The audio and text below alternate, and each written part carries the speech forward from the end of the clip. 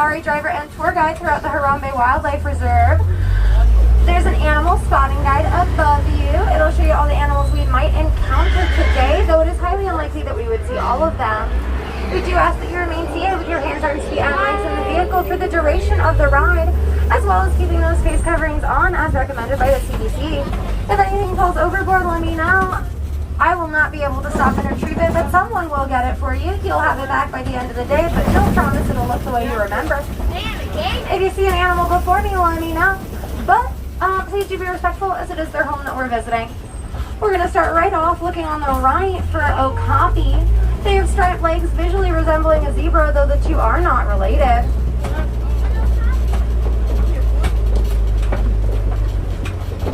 Okapi have a prehensile tongue, excellent for wrapping around the branches and getting all of the leaves off.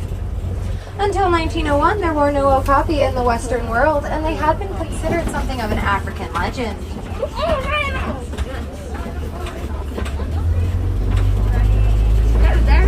On the left, there's a saddle-billed stork. That bird is 5 feet tall. If you get a good look at its eyes, you'll be able to tell me if it's a male or a female. Female on the right, because it has yellow eyes. Males have brown. And on the left, we're looking at a black rhino. They weigh around 3,000 pounds. They've seen two major issues in the wild that have hurt their population numbers, which are habitat loss and poaching. A big way that we've been combating that poaching has been through education efforts, as their horns are made of keratin, the same stuff found in fingernails. And there is no proven medicinal value on that.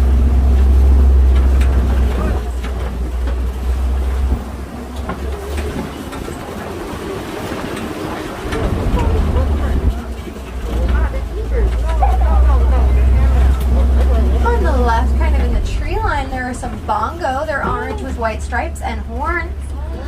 Bongos are known as the ghosts of the forest, as they move around so quietly it's almost without a sound. Both male and female do have those horns as well.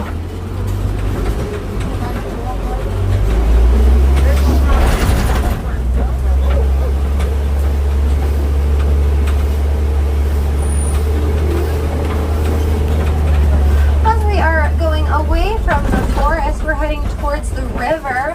We'll be looking in the water to see if we can find any semi-aquatic animals.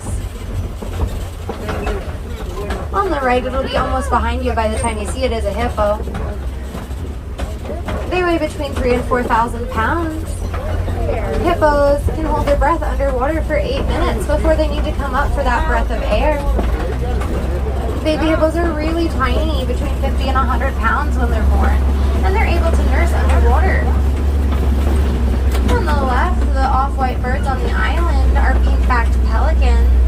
During mating season, the males get their pink feathers in to attract a forever female. If they are successful, both male and female will watch over the nest for a 30-day incubation period, and they will nest in colonies, so all of the expecting pelican parents are nearby.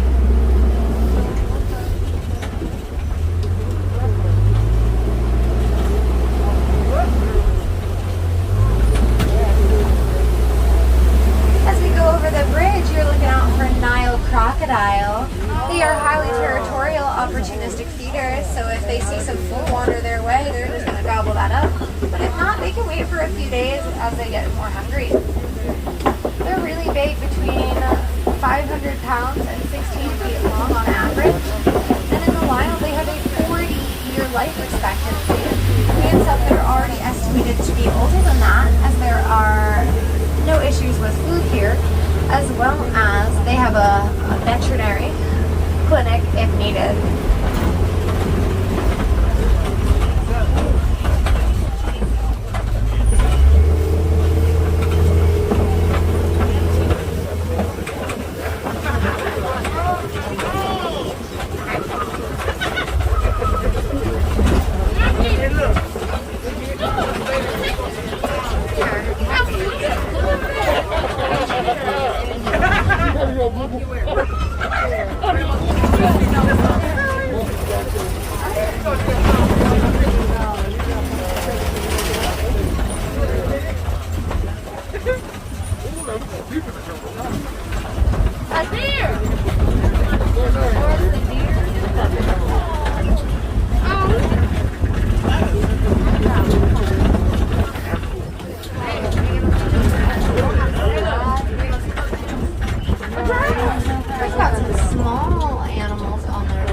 Springbok. They get their name lovingly as when startled, they'll jump in the air 6 feet up and 13 feet over.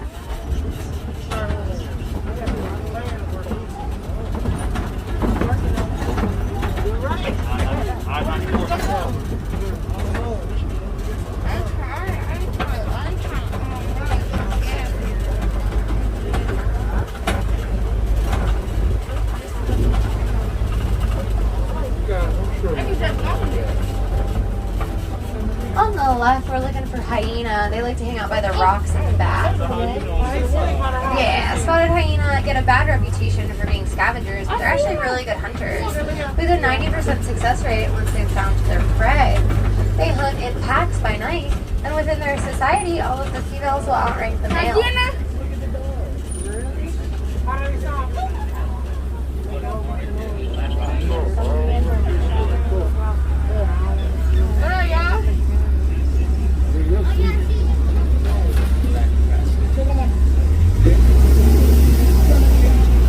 Laying down there are some brown animals on our left. Those are sable antelope. Unlike most antelope, their fight or flight reflex tells them to stand their ground and protect their young, and we thought that was a great message for a conservation reserve. These gray animals are white-bearded wildebeest. They travel in very large groups of a few hundred up to 1,000 in the wild. It's not uncommon for them to rest, just like some of them are doing now. They leave space for one another, making sure that if they have to get up and move quickly, they aren't going to step on each other in a stampede. These large termite mounds are excellent scratching posts for some of the animals. Made out of 3 ingredients, dirt, saliva, and dung, they're as hard as cement.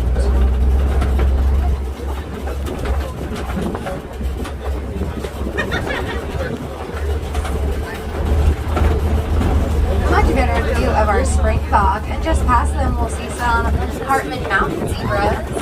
If you've ever wondered what color is a zebra, just look at their noses. They are black with white stripes. Baby zebras get almost all of their height in their legs. The littlest one that's kind of far away, that's Dash. She's about 3 months old right now. The reason for that is on that first day of being alive, they are able to get up and walk around, run if needed. If they weren't tall enough to keep up with the rest of the group or dazzle, they wouldn't get to keep growing.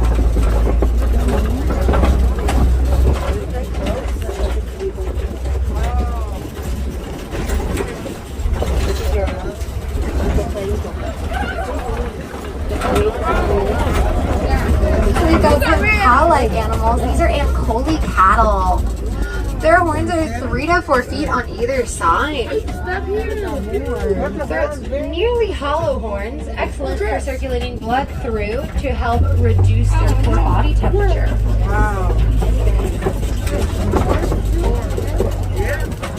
Maasai giraffe are 6 feet when born, and that's only a third of their adult height. Their pattern is a bit smaller and more rounded than the brick-like pattern of a reticulated giraffe. A group is called a tower. They're white with a dark purplish blue tongue, which is a great way to keep from getting sunburned.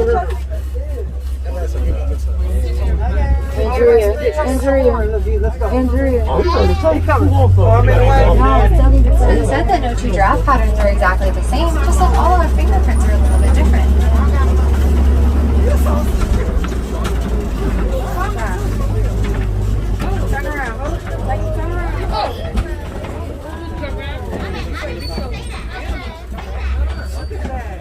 They all stopped chewing. Like, wait a minute. This one's trying to get up somewhere.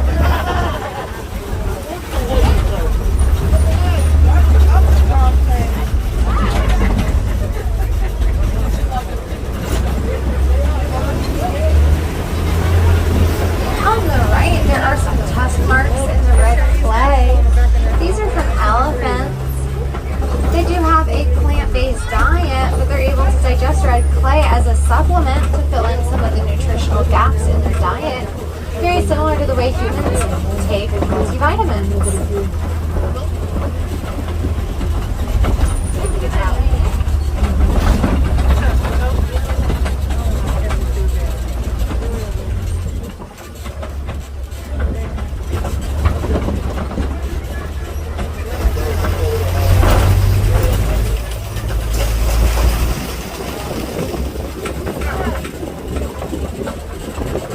On either side, oh, actually on the left there's an elephant.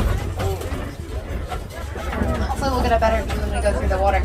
On either side there are large trees. These are baobabs, or upside down trees. They go 9 months of the year with no leaves or flowers as an adaptation to help save on water and energy.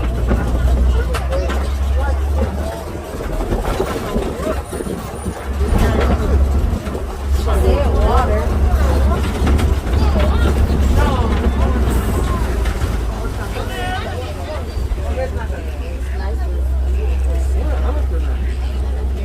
Lots of research has been done on elephants. Something really cool that was found is just how good their hearing is. From a mile away, they'll hear the buzzing of a bee and think twice about going much closer. That's been really helpful information as farmers in Africa are now using beehives to protect their land rather than electric fences. As we round this big circle, there are some greater flamingo, largest but least colorful of the flamingo species. They get that light tint from their diet of brine shrimp and creatures with biokeratins. A group of flamingos is called the flamboyants. And just past the flamingos, you might see the African elephant. It's not uncommon for them to use their ears kind of like a fan to help cool off. They can weigh between 10 and 13,000 pounds full grown.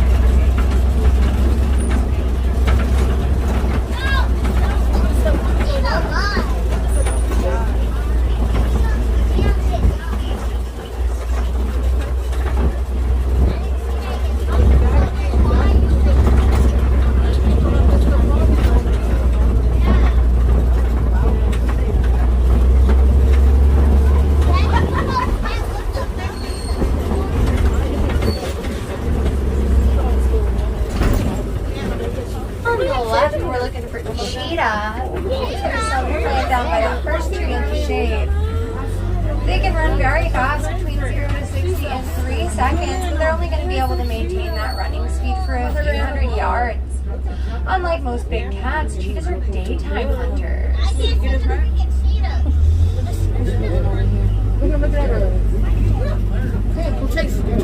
might be a few more in the second clearing. Okay, look. It's walking this way. Yeah, this one's walking around. Right there. Oh, there are 2 walking around.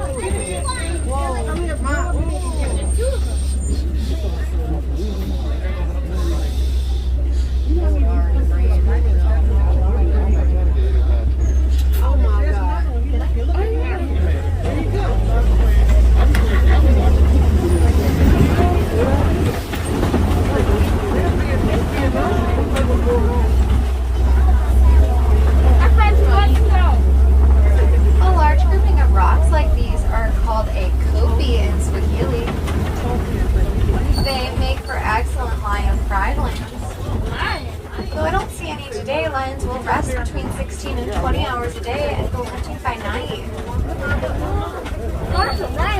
We've got a white rhino. You might look at that and think Safari Driver Ray, that is not the color white, and you'd be correct. There are two reasons for that. The biggest one is they were never white, and their name is a mistranslation from Dutch Afrikaans. It would have been better if they had been called wide rhinos, as they are much larger and wider than black rhinos, between 4,000 to 5,000 pounds. The second reason is this is not their natural color either. They roll around in mud and get to apply that as almost a layer of SPF.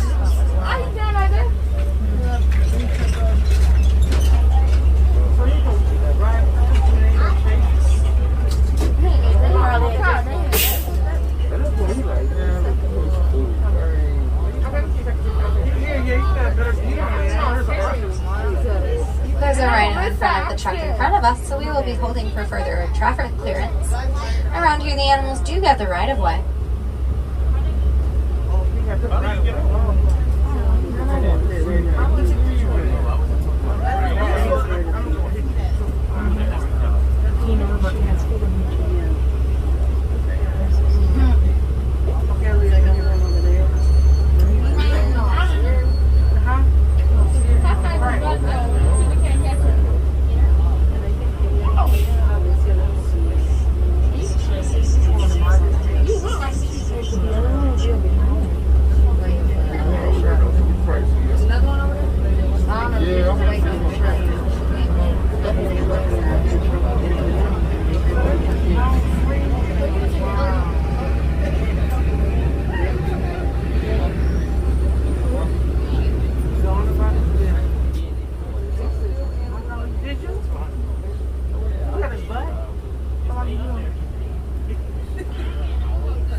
Looks like we're getting back on the move.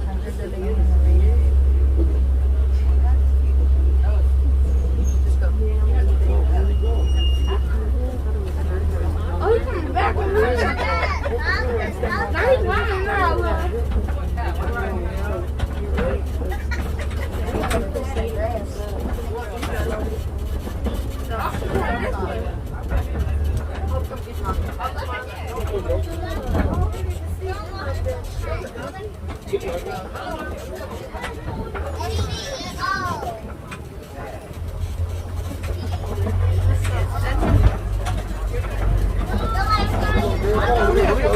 You'll figure out why they should have been called wide rhinos from this angle.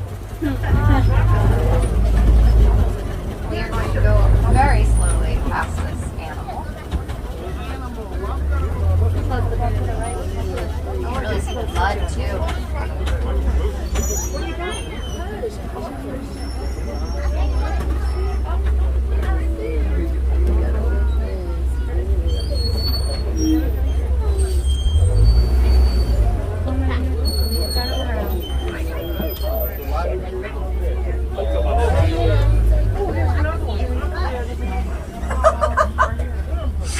Okay, we're gonna get to 10 feet and see if that is enough that he gets the hint. Nope.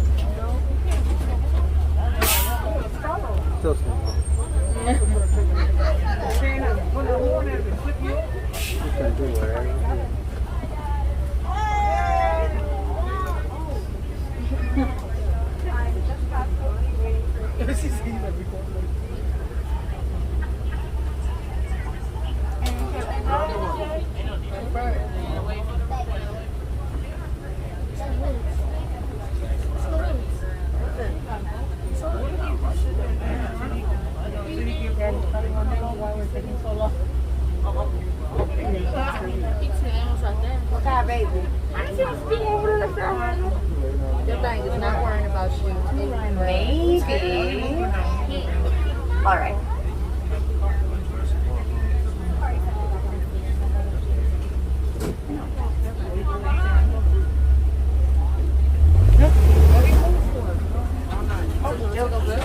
We're gonna get another view up close and personal. We're also looking for warthogs on the left. They're hairier, darker, and related to domestic pigs. They have tusks. Awesome. We've got a few ostrich on the right and some ostrich eggs. Those eggs are about 3 pounds, similar to 12 chicken eggs by weight.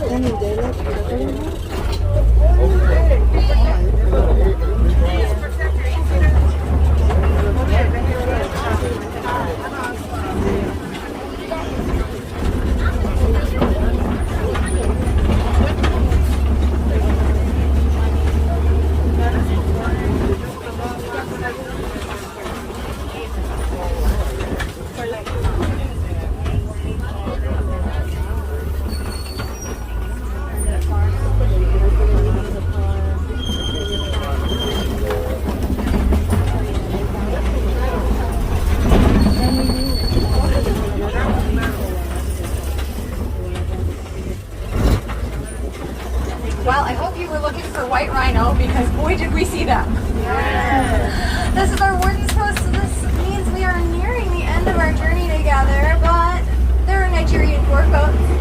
Excellent dairy producers, 11% fat on that milk, delicious and cheesy. These dwarf goats are also normally doing a couple of things. They're either resting, eating, or butting heads.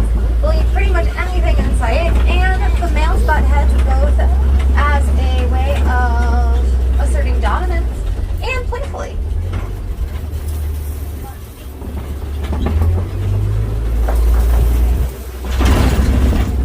We might not have seen all the animals, but we did get to see some really good ones.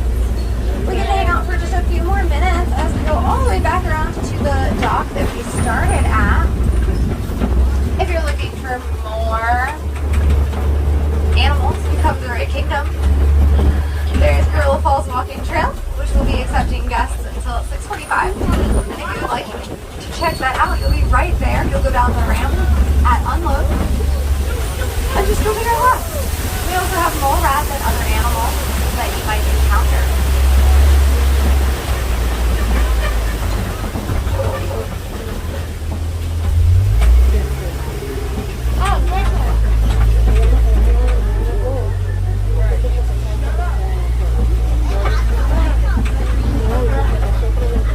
If you're heading over to Asia before 6:45, there is the Maharaja Jungle Trek, known for its tigers, mongoose, and bats.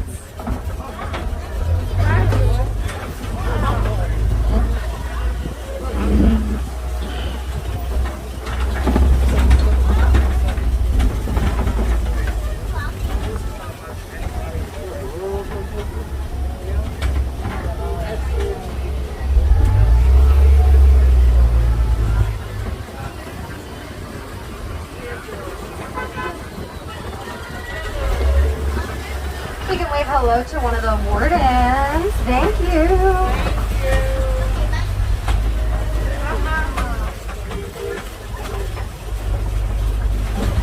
If you had any questions, feel free to ask me or the warden that will open your doors upon exiting. DisneyConservationFund.org is another excellent resource.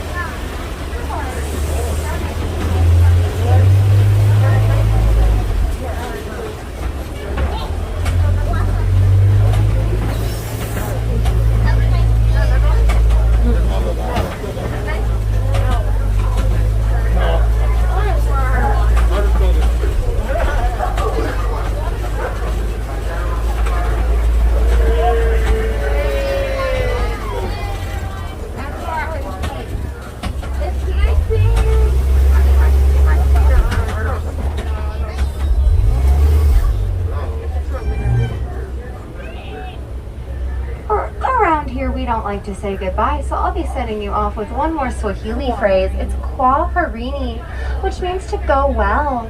Whether Animal Kingdom is your final destination today or you have more places to explore, I hope you go well and you go wild. Look at that.